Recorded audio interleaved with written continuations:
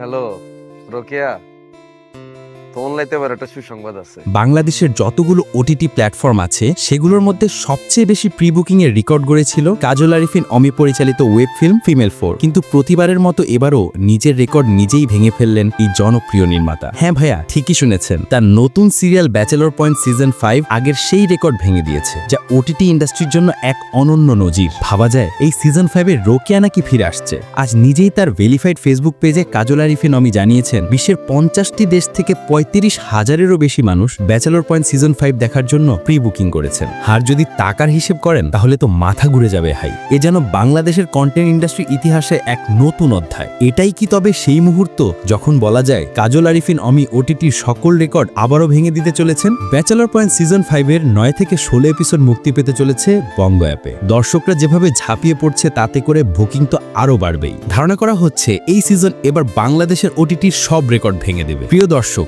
Bachelor point season 5 এর এমন record breaking ঝড় দেখে আপনার কেমন লাগছে? কমেন্ট করে অবশ্যই জানাবেন।